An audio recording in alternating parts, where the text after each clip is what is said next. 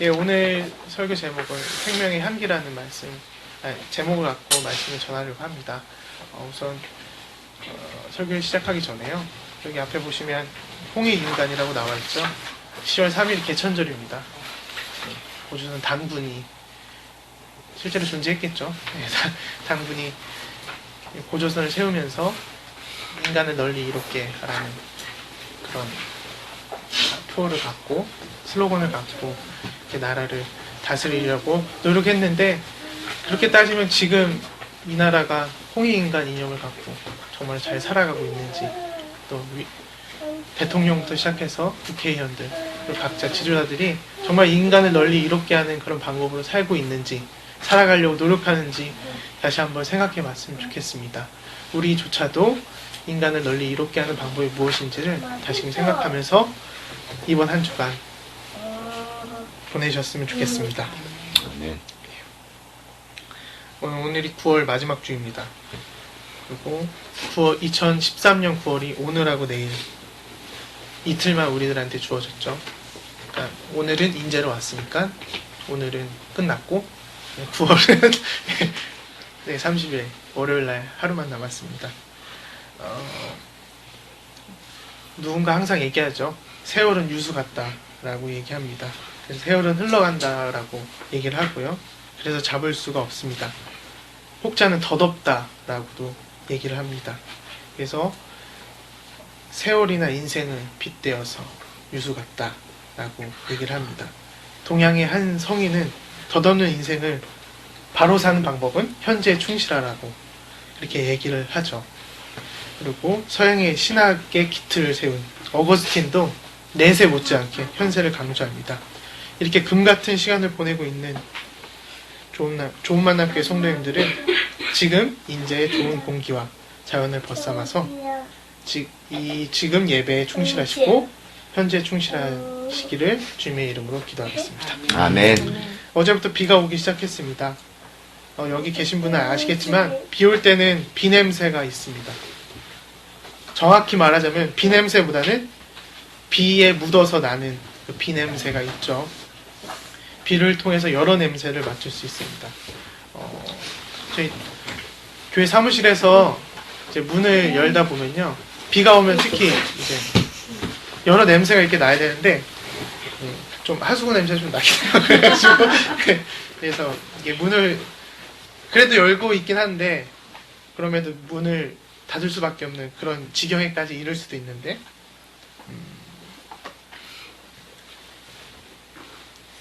그래서 오늘 같은 이런 인재 같은 환경에서는 비를 통해서 흙냄새, 풀냄새, 돌냄새 등을 맡을 수 있습니다. 제가 아직도 고등학교 때 생생하게 나는 냄새가 있는데, 비가 올 때면 집에서 이 아파트에서 내려오면 쇠 냄새가 나고요, 아스팔트 냄새가 특히 아스팔트 냄새가 있어요. 그리고 우산 냄새, 특히 우산을 말리지 않고 피면 우산 냄새가 좀 심하기도 합니다. 이 우산 냄새가 뭐랑 비슷하면요, 군대 갔다 오신 분은 알겠지만 판초우유라고 그걸 피면 그 눅눅한 냄새가 있습니다. 이런 냄새를 통해서 내가 잊고 있었던 소중한 존재들을 다시금 파악하게 되는 순간이 있습니다. 또 함께 있음을 인지하게 되는 그런 것들이 이제 냄새이기도 하죠. 그래서 냄새는 직관으로 판단되는 정체성을 또한 느낄 수 있습니다. 저의 의지와 상관없이 그런 수단이 되기도 하는데요. 이 냄새에 대한 정체성을 어떻게 느낄 수 있냐면, 제가 이제 외국에 나가게 되면 외국 친구들이랑 방을 같이 쓰게 되거든요. 저는 여태까지 서양 친구들, 그러니까 이제 백인 친구들이랑 방을 같이 써본 일이 한 번도 없어요. 이제 방글라데시나 인도나 흑인 친구들이랑 많이 쓰는데, 이제 이렇게 직감적으로 느낄 수 있는 그 냄새들이 있습니다. 그래서 이 친구는 흑인 친구구나 이런 것들, 그리고 이 친구는 뭘 좋아하는구나 뭐 이런 것들을 좀 느낄 수 있죠. 근데 그 친구한테도 저한테 난 냄새들이 있겠죠. 냄새는 대부분 코를 통해서 느끼지만 후각은 얇아져서 금방 마비되기도 합니다. 그래서 누군가 일시적인 생리현상으로 고약한 방귀를 뀌거나 어떤 기분 나쁜 냄새를 맡게 되면 일순간 괴롭지만 시간이 흐르면 그 냄새를 느끼지 못하게 되죠. 냄새는 그만큼 민감하기도 하지만 그만큼 둔하기도 합니다. 조만학교의 성도님들은 일상생활에서 어떤 냄새를 맡고 다니십니까? 제일 기억에 나는 냄새는 무엇입니까? 네, 원래 시간이 나왔으면 원래 서로 얘기하고 막 그러려고 했는데 넘어가고요. 예. 오늘 본문을 다시 한 목소리로 읽어보겠습니다. 예. 우리는 구원을 얻은 사람들 가운데서나 하나님께 바치는 그리스도의 향기입니다. 그러나 멸망을 당하는 사람들에게는 죽음에 이르게 하는 죽음의 냄새가 되고, 구원을 얻은 사람들에게는 생명에 이르게 하는 생명의 향기가 됩니다. 이런 일을 누가 감당할 수 있겠습니까? 우리는 저 많은 사람들처럼 하나님의 말씀을 팔아서 먹고 살아가는 장사꾼이 아닙니다. 우리는 하나님께서 보내신 일꾼과 함께 진실한 마음으로 일하는 사람들입니다. 우리는 하나님이 보시는 앞에서 그리스도 안에서 말하는 것입니다. 15절에서 바울은 다음과 같이 말합니다. 하나님께서 바치는 그리스도의 향기입니다 라고 얘기하는데, 향기는 헬라어로 유오디아스입니다. 유오디아스는 주로 제사나 번제를 드릴 때 나는 냄새를 그렇게 향기라는, 그러니까 유오디아스라는 단어를 쓰는데요. 유대교 제사는 번제물을 바치죠. 이 희생제물을 탈 때만 나는 냄새가 그 유오디아스라는 단어를 쓰게 됩니다. 이거는 희생제물로서 나는 냄새이기도 하겠죠. 제가 볼 때는 모든 음식물에는 자신만의 냄새들이 있습니다. 그래서 그 음식물을 먹는 인간으로서는 어떠한 식으로든 냄새를 뿜어내게 되죠. 대표적인 예로 우리가 아까 얘기했듯이 외국인을 만났을 때 그들만의 특유한 냄새로 포착하는 그런 걸 볼 수 있을 때 우리한테는 마늘 냄새가 많이 난다고 하죠. 근데 저희는 잘 못 느낍니다. 그래서 모든 냄새는 기억으로 남기도 하지만 느낌으로도 남기도 합니다. 처음에는 후각을 통해서 냄새로 직관적으로 느끼게 되지만 시간이 지난 후에는 이는 다른 방식으로 우리에게 기억됩니다. 고등학교 때 제가 친했던 친구가 있는데 트름을 되게 잘해요. 이제 엘리베이터에서 타면 항상 트름을 해요. 이게 별명이 용트림이었는데 이게 이제 엘리베이터가 이제 진동이 울릴 정도로 막 이렇게 하면 냄새가 엄청 나거든요. 근데 생각해보면 지금 그 냄새는 기억을 잘 못하겠는데 그 포효하는 이거 있잖아요. 포효하는 그 느낌을 느끼게 되기도 합니다. 냄새는 코로도 맡지만 어떻게 보면 피부로도 와닿는 것 같습니다. 제가 캄보디아 가서 투어슬랭이라고, 그때 이제는 킬링필드라고 해서 이제는 공산주의자들이 이제 지식인들을 다 죽이는 그런 감옥들이 있었거든요. 근데 그 감옥들을 봤을 때 그냥 이게 스산한 느낌이 있잖아요. 냄새로도 느끼지만 그 스산한 느낌을 피부로 피부 냄새로 느낄 수 있었던 그때를 봤을 때는 인간이 참 여러 방식으로 느낌과 사고를 한다라는 생각을 좀 들기도 합니다. 또 향기는 NIV 성경에서 아로마라고 해석이 되는데요. 이 아로마는 향기라는 것도 뜻을 내포하고 있지만 방향제 할 때 아로마 향기라고 하죠. 그리고 기품이라는 뜻을 가지고 있습니다.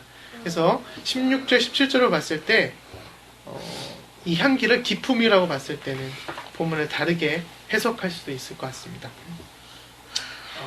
기품과 기품은 기질과 품성을 통해서 나타납니다. 타고날 수도 있겠지만 그리스도인의 기질과 품성은 후천적인 것, 즉 만들어지는 것이 더 크다고 저는 생각합니다. 그리스도인으로서의 의무를 성실히 이행할 때 가능한 것이 기품이죠. 그리스도의 기품.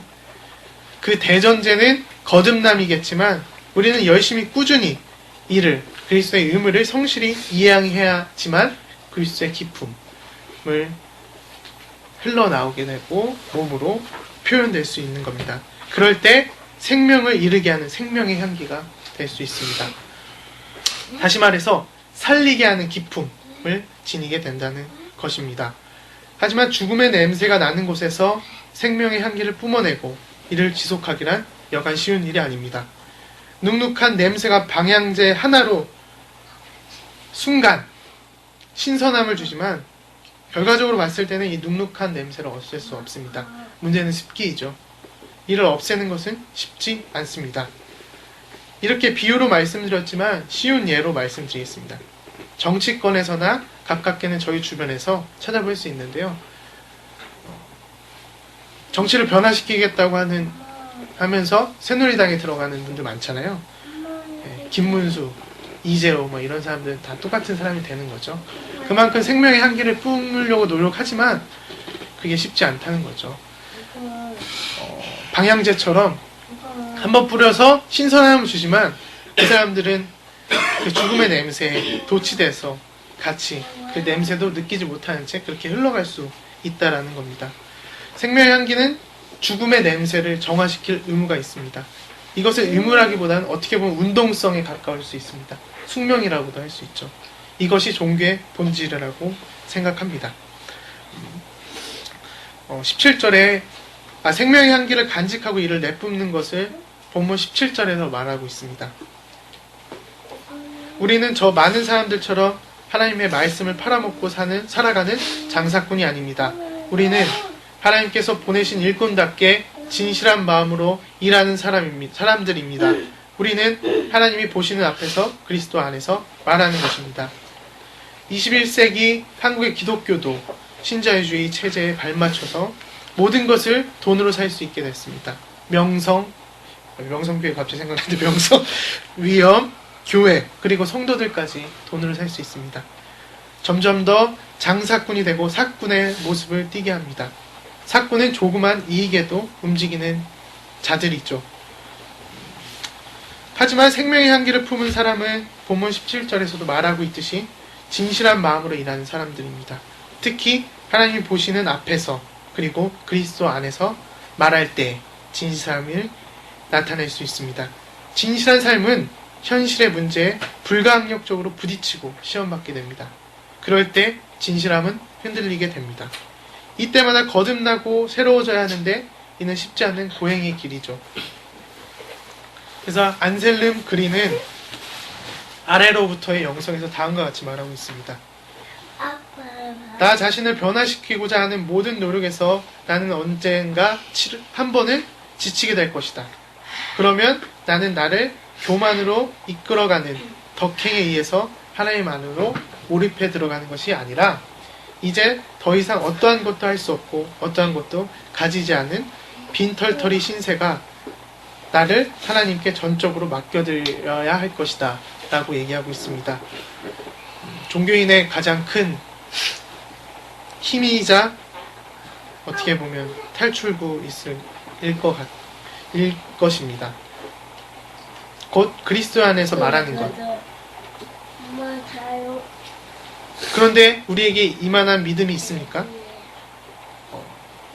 저는 되게 진실한 마음으로 지난 삶을 살 때마다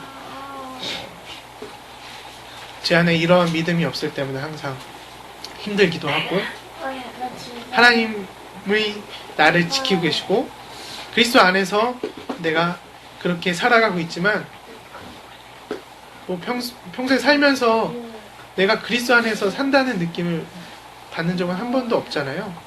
한 번은 있겠죠. 한 번 저는 상당 부분 나 혼자 살아가고 있고 나 혼자 열심을 내고 있다라고 생각할 때가 너무 많은 것 같습니다. 우리한테 이만한 믿음이 있으면 진실되게 살 수 있겠죠. 조만하게 성도님들은 하나님 앞에서 진실한 마음으로 일하며 생명의 향기를 품는 성도들이 되기를 기도하겠습니다. 말씀을 마치겠습니다. 요새 저한테 충격적으로 다가온 한 신학책이 있습니다. 방현석 목사님도 읽으셨던 책인데요. 로빈 마이어스가 쓴 언더그라운드 교회라는 책입니다. 아직 서문밖에 읽진 않았는데요. 거기서 했던 가장 저한테 충격적인 말은 기독교인들이 교회에 오지만 교회에 와서 어떤 일, 변화되는 일을 바라지 않고